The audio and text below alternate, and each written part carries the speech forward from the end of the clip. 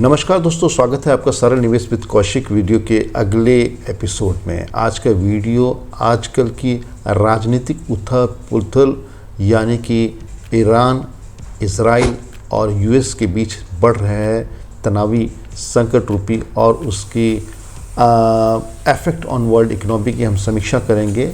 तकरीबन क्या ये कितने दिन तक चल सकता है, उसकी मार एक आम निवेशक पे क्या पड़ सकती है और इस वक्त हमारा करना क्या रहेगा खासकर निवेश के संदर्भ में, उसकी हम चर्चा करेंगे। ईरान, इजराइल और अमेरिका के बीच तनावपूर्ण स्थिति विगत 3 हफ्तों से बनी हुई है, जिसका इफेक्ट प्राय ग्लोबल हर कंट्रीज़ पे, हर रीजन पे पड़ रहा है।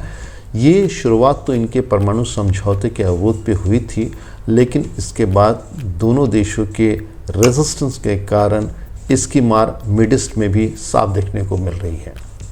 जहाँ तक ईरान यूएस के बीच वैचारिक और सुरक्षा संबंधी मतभेद हैं, उसका आफ्टर इफेक्ट ईरान रिटेलिएट कर दे रहा है, जिसके लिए उसने आसपास के खाड़ी देशों पे कई जगह प्रहार भी किए हैं और इसका संकट रूपी बादल युद्ध के रूप में देखा जा रहा है।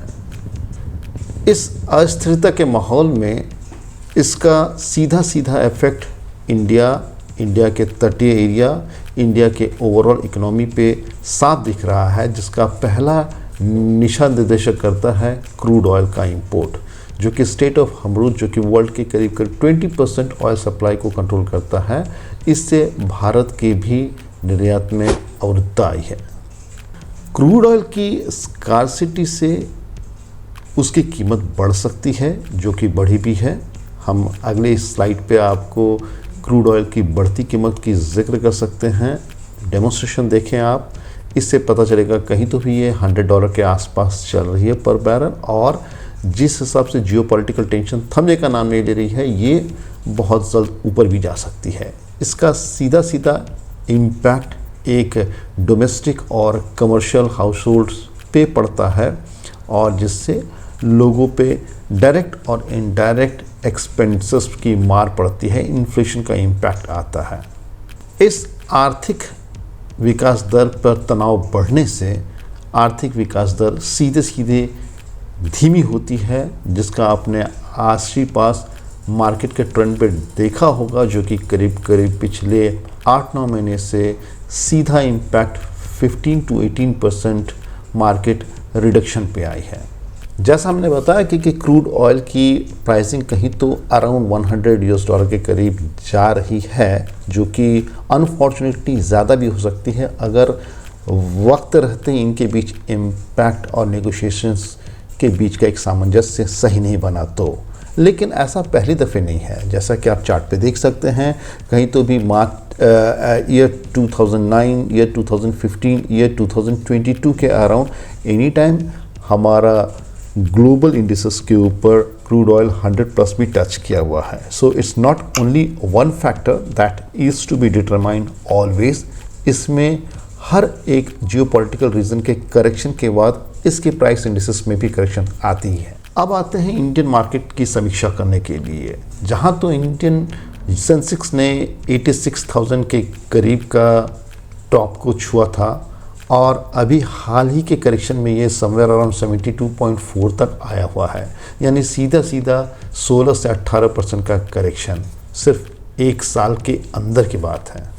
जैसे वार एक प्रमुख रीज़न इस मार्केट के प्लंज होने का, मार्केट के डिक्लाइन होने का, सो मैंने अमूमन 30 साल का डेटा पुल आउट किया है कि हिस्टोरिकली पिछले 30 साल में कब जियोपॉलिटिकल कॉन्फ्लिक्ट्स के कारण वार हुए थे, जिसकी टेबल मैं आपके साथ शेयर कर रहा हूं और जिसके ऊपर मार्केट में डिडक्शंस भी आई थी। 99 में कहीं तो कारगिल वार, 2001 में अफ़गान वार, 2003 में इराक वार, हाल ही के 2022 में रशिया यूक्रेन वार, इन सारे वार का आफ्टर इफेक्ट मार्केट को डिक्लाइन किया है।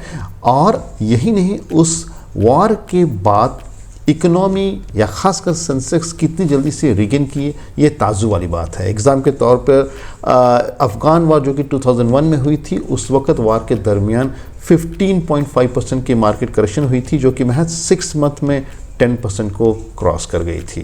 दूसरा एग्जाम्पल इराक वॉर 2003 जिसमें कि 4.5% की करेक्शन थी और विद इन 6 मंथ में इट हैज़ रिगेन और rebounds to 40.2%। So this are the major illustrative things. अब एक आम इन्वेस्टर के दिमाग में यही ख्याल आता है कि आखिर ये वॉर चलेगी कब तक। देखिए, ये चीज़ ना तो किसी एक वर्ग और किसी एक कंट्री के हाथ में है, ये एक मिला जुला समीकरण है कई एक कंट्रीज़ के बीच की बातचीत की, उनके कंडीशंस की, उनके एक्सेप्टेंस की। तो भी तो अगर मोटी मोटी अवधि स्टॉप मोटे तौर पे क्यास लगाएं तो करीब करीब ये मामला 2 से 3 हफ्ते तक ज़्यादा दिख सकता है, या अगर इनके बीच के समीकरण नहीं सेट होते हैं, जो कि अवश्य ना ही उनके फिनांस और ग्लोबल और ग्रोथ डेवलपमेंट पे मार पड़ती है, बाकी दुनिया के सारे दूसरे देशों पे भी, तो ये कहीं तो भी 2 महीने तक भी जा सकती है।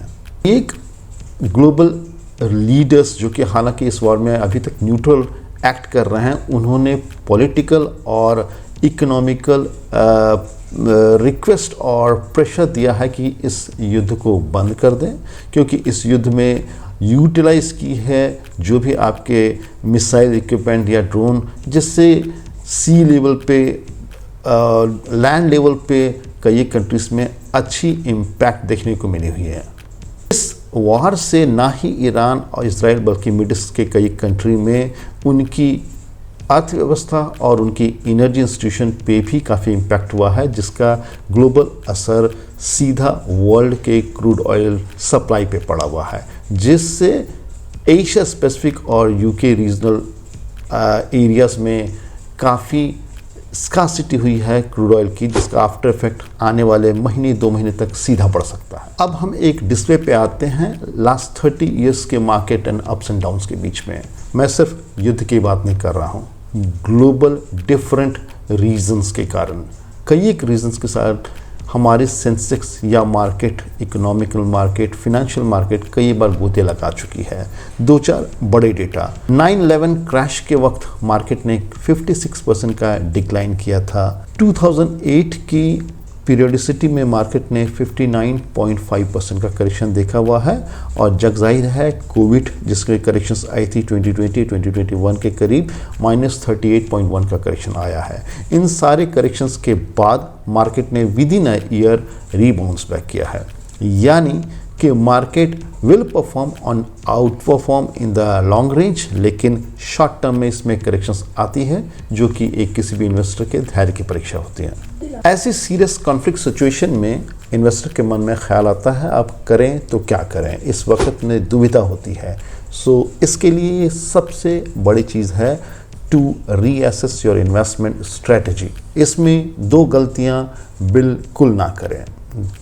पहला पॉइंट, पैनिक सेलिंग। अभी ऐसा कोई नहीं है कि दुनिया ख़त्म हो रही है और उस पैसे का आपका कोई तो भी एक चर्न होने वाला है। So do not think for panic selling.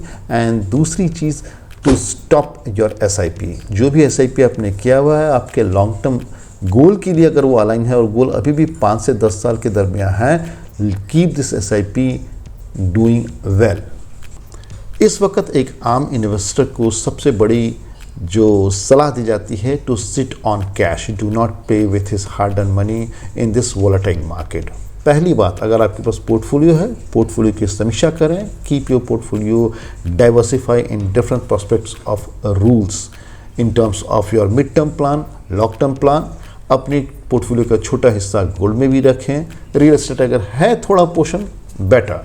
फिर इसमें एक हेल्दी करेक्शन की ज़रूरत है, यानी इस बीच में जो आपके स्टॉक या जो भी पोर्टफोलियो के ऐसे फंड जो कि नॉन परफॉर्मिंग है, डेफिनेटली उससे एग्जिट होने का एक अच्छा टाइम है।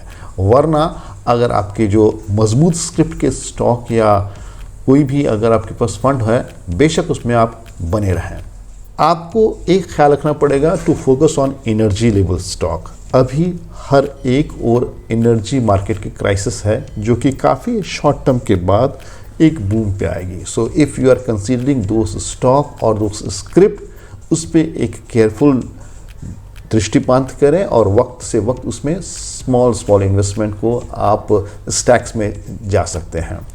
दूसरे प्रोविज़न में आप गोल्ड और दूसरे कमोडिटीज़ को दे सकते हैं जो कि प्रेशियस मेटल्स में आते हैं, लेकिन उसमें भी इनपुट एक काफ़ी स्मॉल पोर्शन में ही होनी चाहिए। Stay cautious with the tech stocks. अभी आपने पिछले 6 से 8 महीने में टेक स्टॉक की अच्छी धुलाई देखी होगी, जिसका 2 रीजंस था। एक तो AI बूम और दूसरा अभी मार्केट में मेजर करेक्शंस, जिसमें यूएस बेस्ड कई कंपनीज का अलग विस्थापित होना, उनके बिजनेस चैनल्स बंद होने की बात आती है। तो फिलहाल ये टाइम नहीं है कि टेक बेस्ड स्टॉक को इंटरटेन करें। इसमें थोड़ी दिन के लिए पॉज कर सकते हैं। अगर नॉन परफॉर्मिंग स्टॉक है तो उससे एग्जिट भी कर सकते हैं, but tech stock are not good going during coming 6 month. अगर हम समराइज करें तो अभी के इंटेंस फेज में ये जो वार की सिचुएशन है, ये आने वाले कुछ वीक तक डिस्कलेट कर सकती है। There are plan and proposal from US, but उनको मीडिएट करने के साथ, एग्री करने के साथ ईरान